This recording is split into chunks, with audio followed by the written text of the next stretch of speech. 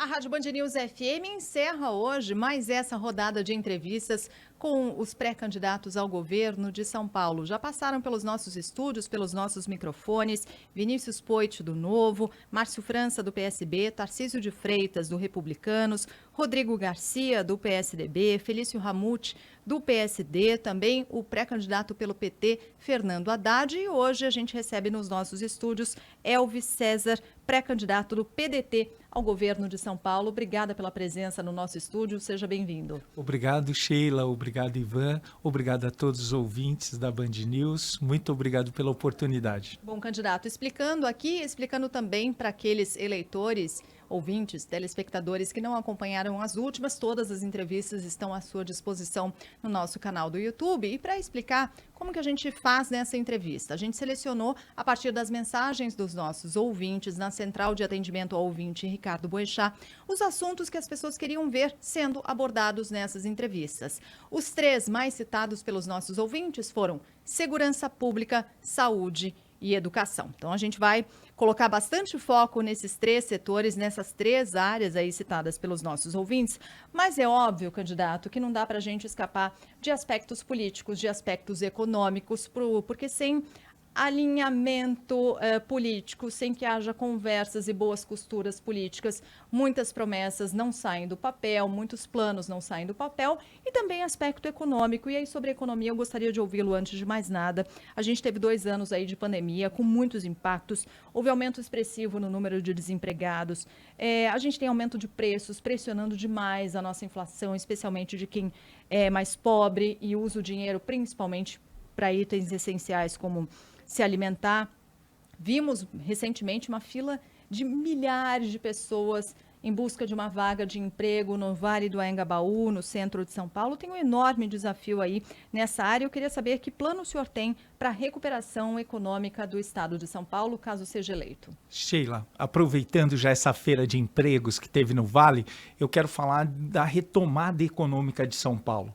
E isso é fundamental. São Paulo precisa gerar empregos. São Paulo tem uma trava da economia, do sistema produtivo, que se dá pela ausência de crédito, ausência total de crédito, e os meios da indústria, todos eles bloqueados. E eu vou explicar passo a passo disso. Você que é empreendedor, que passou por essa pandemia, que está há 2 anos lutando para se recuperar, você que é do comércio, você que é da oficina de costura, da borracharia, da mecânica e tantos outros segmentos que foram severamente prejudicados pela pandemia. O estado de São Paulo fez um sistema de lockdown para salvar vidas, e até aí ótimo, mas a mesma energia que fechou não foi a que abriu. Então, portanto, Sheila, a medida adequada para nós retomarmos a economia é crédito, e é crédito para os empreendedores. Crédito para você que faliu, crédito para você que não recompôs o seu estoque, crédito para você que deixou de investir, e assim nós conseguiríamos gerar milhões de empregos. E vale aqui ressaltar, Sheila, Ivan, que o estado de São Paulo passou com 54 bilhões de excesso de arrecadação. Do ano de 2021 para 2022, o estado de São Paulo passa com 54 bilhões de reais em caixa por excesso de arrecadação, portanto superávit, e nada foi investido em crédito. A agência, o Desenvolve SP, não trabalhou na reindustrialização de São Paulo, e as condições foram severas para você, o que está desempregado, não trabalhou. O Banco do Povo foi mitigadíssimo numa situação muito aquém da merecida e da retomada. Aliás, vale fazer um paralelo aqui que a história comprova isso. Todo pós-guerra, a retomada se dá por um investimento do Estado. E nós estamos vivendo um pós-guerra. Pois bem, estamos saindo da pandemia. E com 54 bilhões de reais, empreendedor, empreendedora, industrial, empresário. Preste bem atenção, o Estado não fez nada com crédito. E assim cerceou você, que está nos ouvindo e está desempregado. Por outro lado, políticas públicas concatenadas poderiam ter dado solução a 2 vertentes, Sheila. Ivan. A primeira delas, ao combate à miséria, que cresceu avassaladoramente. E como nós vamos combater isso? Com um projeto chamado Projeto Crescer, de assistência social, que visa criar trabalho, emprego para 200 mil pessoas nos primeiros dias do meu governo. Nós vamos criar isso. E o povo de São Paulo não quer mais cesta básica, ele quer uma oportunidade. Eles estão inscritos no CadÚnico há 1 ano, 2 anos, 3 anos sem um emprego formal, Sheila. E isso nós estamos vendo nessa feira do Anhangabaú. E nós precisamos oportunizar, nos primeiros dias, 200 mil vagas. Como? Exatamente, Sheila. Eu fiz isso em Santana de Parnaíba, chama-se Projeto Crescer. Lá nós trabalhamos com 1.000 famílias.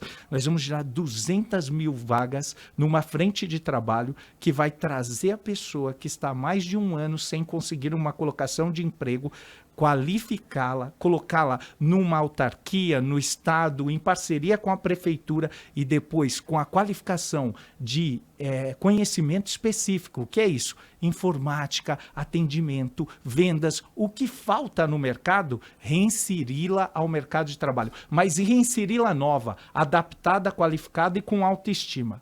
Outro ponto bastante relevante, Sheila, é as políticas públicas para a juventude. Você, jovem, mais de 2,5 milhões de jovens tiraram os seus títulos no Brasil. Em São Paulo deve ser 25% disso, cerca de 600, 700 mil jovens. Qual a política pública que tem sido feita para o jovem? Pois bem, eu como governador, nós iniciaremos logo de início. E eu falo porque já fiz, Sheila, 100 mil vagas de bolsas de estágio logo no início para o ensino médio, Sheila. O ensino médio, o jovem da periferia que cursa o ensino médio na escola do Estado não tem nenhuma oportunidade, Ivan. Nenhuma oportunidade. Não há política pública no Estado de São Paulo visando dar a oportunidade para esses jovens, mas isso vai acabar, porque nós criaremos 100 mil vagas de bolsas de estágio para você do ensino médio e também para os universitários. Nós temos usado muito pouco o nosso potencial universitário no estado de São Paulo. E assim nós vamos retomar. Então são 3 frentes para recuperar a economia de São Paulo. Qual que é? Crédito barato, banco é público, a agência desenvolve SP e o Banco do Povo são públicos, então, portanto, não precisam ter lucro. Você tira o spread bancário e calcula a taxa de inadimplência e confere para você que passou essa pandemia numa situação de loucura. Concede um crédito com juros justos e possíveis de serem pagos. E assim que a gente vai retomar. Segundo, combate à miséria, frente de trabalho. E terceiro, oportunidade para a juventude com 100 mil bolsas de estágio. A gente já está quase na metade do tempo da entrevista e não entramos nos assuntos dos ouvintes, mas é porque é importante, né, Sheila, saber que caminhos o recurso vai fazer para poder transformar promessas em ações quando, quem quer que seja, houver um novo governador. Vamos para os temas. Queria falar de segurança e mais precisamente criminalidade mesmo. Você está falando aí de retomada, pandemia. A gente está com números na criminalidade que já beiram o pré-pandemia. Aumento em todos os crimes, candidato. Furto, roubo, homicídio. O latrocínio cresceu pouco, mas cresceu também já em relação ao período de pandemia. Há uma sensação de insegurança muito grande na população do estado como um todo. Na capital paulista a gente está falando muito sobre a quadrilha do Pix, né, roubo de celular. No interior você tem o que eles chamam de o novo cangaço. Enfim, queria saber qual é a sua proposta para melhorar a sensação de segurança do morador do estado de São Paulo, levando em conta o déficit de 15 mil policiais civis, o menor contingente da Polícia Militar nos últimos 20 anos, enfim, e essa sensação do cidadão do estado de São Paulo de que a segurança é o assunto mais importante a ser tratado numa eleição para governador. E é mesmo, Ivan. E eu quero lhes dizer aqui que eu fui prefeito de Santana de Parnaíba e peguei a cidade em 2013 com uma situação de segurança escabrosa. Mas levei a cidade, segundo as consultorias, a ser a mais segura da região metropolitana do estado de São Paulo e a segunda mais segura do país, segundo a Urban System e dados da Secretaria de Segurança Pública de São Paulo. Então, nós temos que verificar uma situação que está acontecendo, que é um aumento escandaloso do crime em São Paulo. Eu estava hoje dando uma entrevista lá para o Vale, as emissoras do Vale do Paraíba, e lá, pasmem, acontece um homicídio por dia. É pior que a faixa de Gaza, isso. O ano passado ocorreram 340 e poucos homicídios. Então, veja bem, é uma coisa catastrófica a segurança. Vocês falaram, então, muito bem informados, do déficit de policiais na rua. A polícia militar com déficit, com ausência de policiais nesse montante, como que vai fazer o policiamento? As delegacias da Polícia Civil, Sheila, elas estão precárias, trabalhando numa total precariedade. Nós não temos escrivães, nós não temos investigadores, delegados e delegadas, muito difícil, tocando as delegacias de uma forma assim, de uma forma totalmente precária, e quando tocam é com a ajuda das cidades. E como melhorar, portanto? Qual é a sua proposta? A melhora é fazer um diagnóstico no orçamento o mais rápido possível, de acordo com esse superávit que se encontra o Estado, aumentar a verba da Secretaria de Segurança Pública, contratar policiais urgentes, policiais militares, policiais civis, dar estrutura para a Polícia Técnica de São Paulo, a Polícia Civil, colocar e fazer o que tem que ser feito para a gente prender, investigar, solucionar e trabalhar com inteligência, montar, de acordo com cada região, com cada sede administrativa, ou com cada região de crime, ou incidência de crime, do crime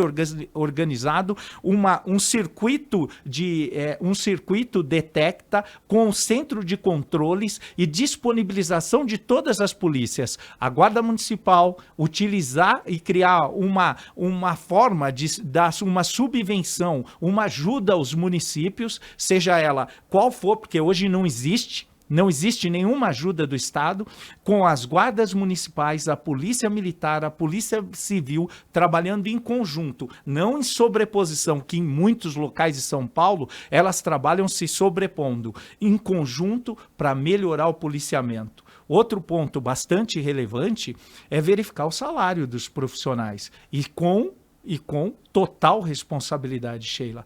Nós precisamos de um diagnóstico orçamentário, verificar como faremos isso e fazer uma progressão no salário. Por quê?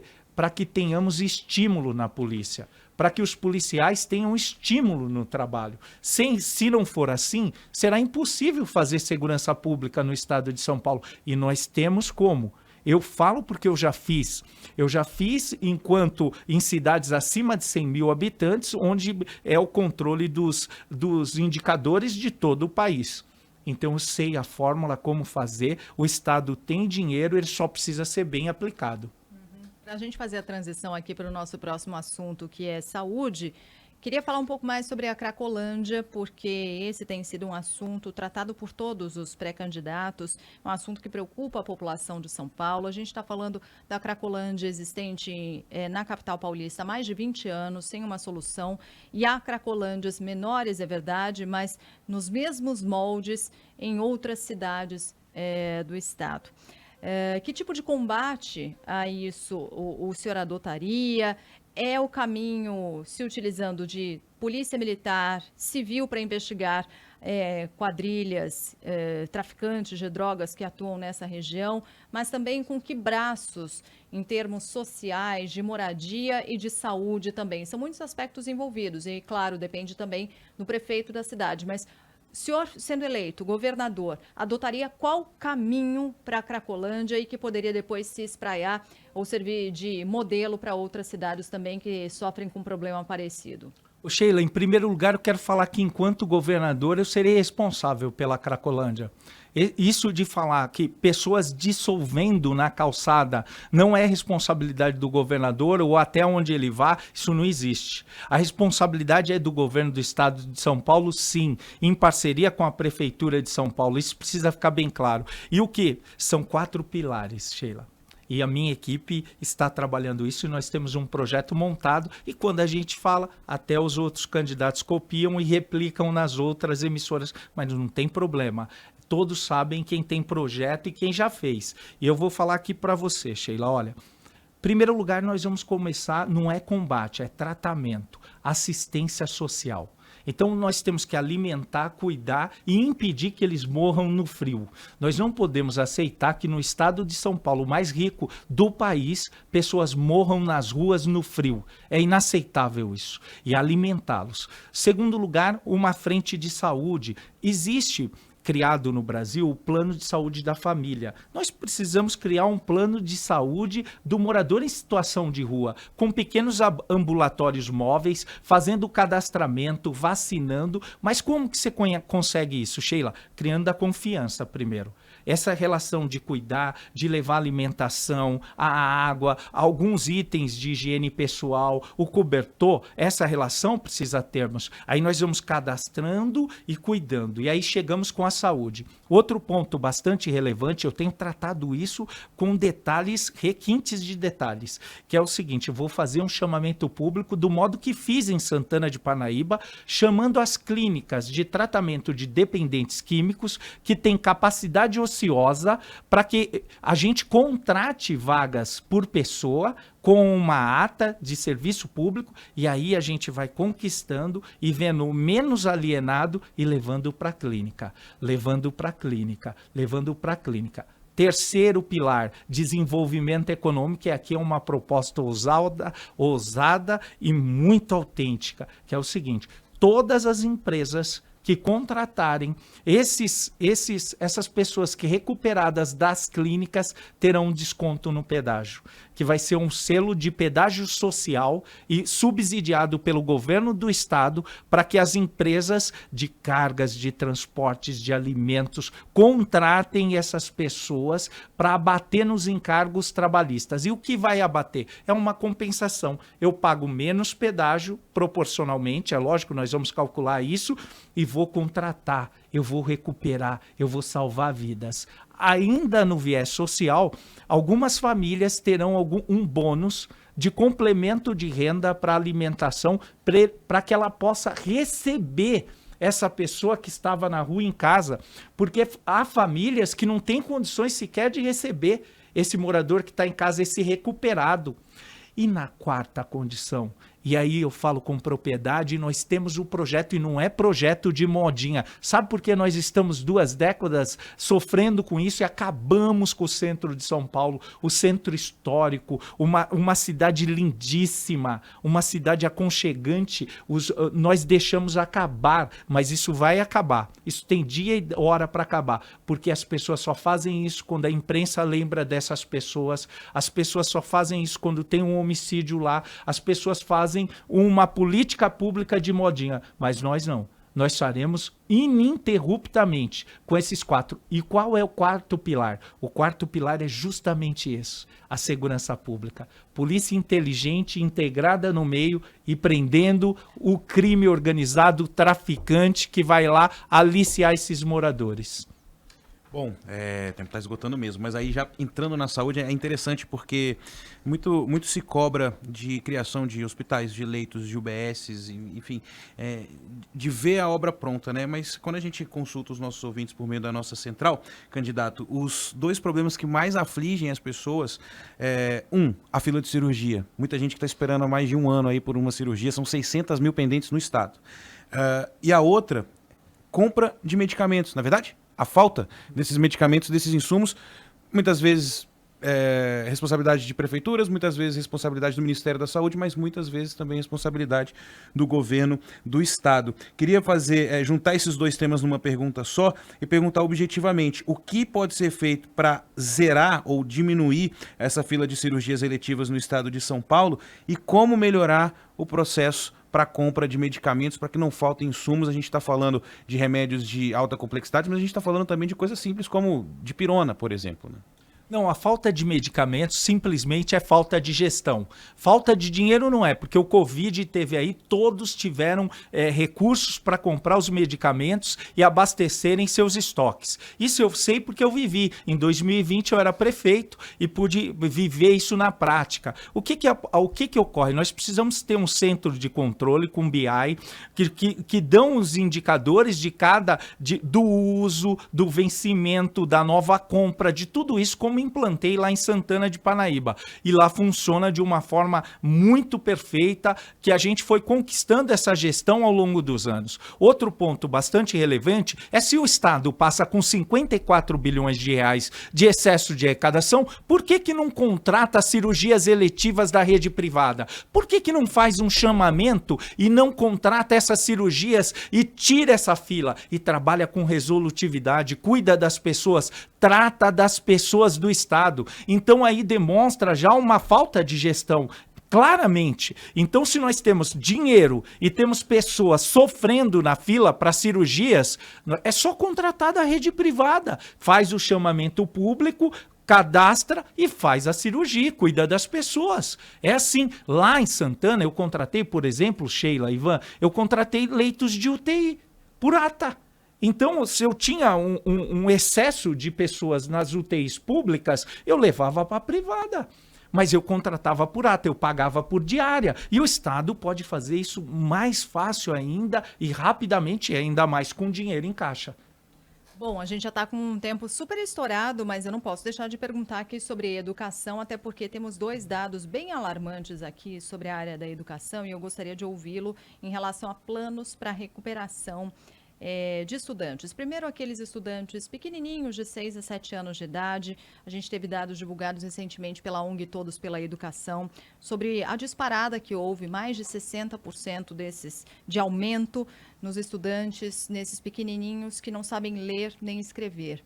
E além disso, na outra ponta, no ensino médio, a quantidade de estudantes que foram duramente impactados pelos 2 anos de pandemia, 6 anos de atraso. Esse é o cálculo. Eles têm 6 anos de atraso na aprendizagem. Que planos o senhor tem para a área da educação, considerando esses 2 dados, esses 2 retratos que prejudicam demais e que vão levar algum tempo ainda para que esses estudantes possam se refazer na sua trajetória, né, como alunos? Nós faremos a melhor educação do Brasil, Sheila. Como, candidato? E vamos explicar agora. Você tem 2 horas para me dar? Se você tiver, sabe por quê? Eu vou lhe dizer. Eu peguei uma educação com IDEB negativo. Em 2011, a educação da minha cidade, uma cidade promissora com IDEB negativo. E nós transformamos ela em 2017, depois de um trabalho na cidade que mais cresceu no IDEB no estado de São Paulo. Então, com um avanço de 35% numa única avaliação. Então, o método nós sabemos porque já fizemos. E a gente sente esse abismo da educação em casa. O meu filho teve abismo na educação. Eu acredito que o seu filho também teve. Mas como que nós vamos solucionar isso? Com o movimento do Estado de São Paulo pela educação. Começando em casa e vindo para a responsabilidade do governo, com a reestruturação do ambiente público. O ambiente público das escolas estaduais deixa muito a desejar, começando pelo um bom telhado, começando com uma sala de aulas, com vidros, com boa lousa, com luz de LED, com os ventiladores funcionando, com a mobília adequada, descendo para os banheiros com portas, com a cozinha, que é o carro-chefe da educação, com uma merenda de qualidade. E sabe, Sheila, eu, enquanto prefeito, eu almocei a merenda dos alunos por 8 anos. Por 8 anos eu acompanhava a merenda. Então, nós temos que revolucionar a partir daí. A partir, mudando também, quando fala do ensino médio, o ensino fundamental nós vamos recuperando com a grade, com o estímulo, não é? Que o do Estado é o ensino fundamental 2. Que é o do 6º ao 9º ano. Então, e o ensino médio, o que está ocorrendo? A falta de oportunidade da juventude está criando um desalento entre os jovens. E é por isso que você precisa votar, jovem, e votar nas pessoas que estão colocando para fazer a diferença. Por isso que você, ou melhor, participar da marcha eleitoral.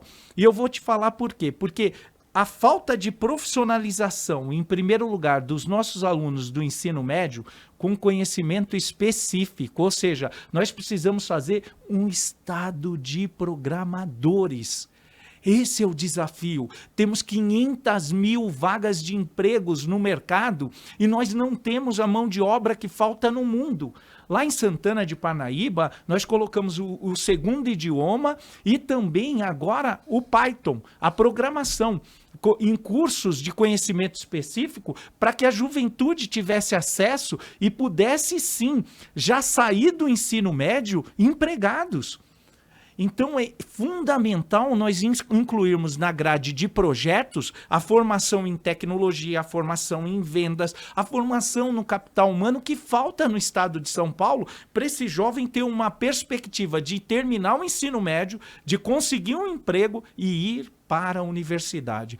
E aí sim começar a trabalhar o ensino integral, evoluir com o ensino integral, ir trabalhando nesse sentido, e toda essa proposta ela se dá com uma participação conjunta, trabalhando as lideranças das escolas. Quero deixar aqui um abraço para todas as diretoras, diretores, vice-diretores, coordenadores pedagógicos. Quando você trabalha a liderança da escola, você tem um novo meio na escola e você incentiva os profissionais, os professores, a valorização do funcionário público, e a valorização precisa ser, Sheila, Ivan, de uma forma periódica, justa, que possa estimular o trabalho e sincera. Porque esse negócio de prometer e não cumprir também, ninguém aguenta mais isso. Ninguém aguenta mais. E é assim o processo. Eu gostaria de ter aqui, se você me der mais uns 15 minutos para falar de educação, seria muito bom.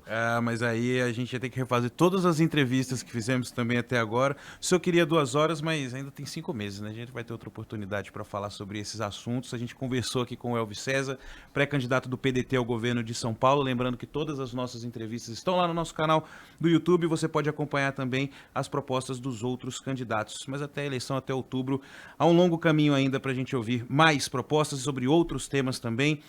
Candidato, obrigado, viu, pela presença aqui na Band News FM. Eu que agradeço, Ivan, agradeço, Sheila, agradeço você que está nos assistindo, nos ouvindo. Quer saber mais sobre a minha vida? @Elvis César Oficial. Muito obrigado.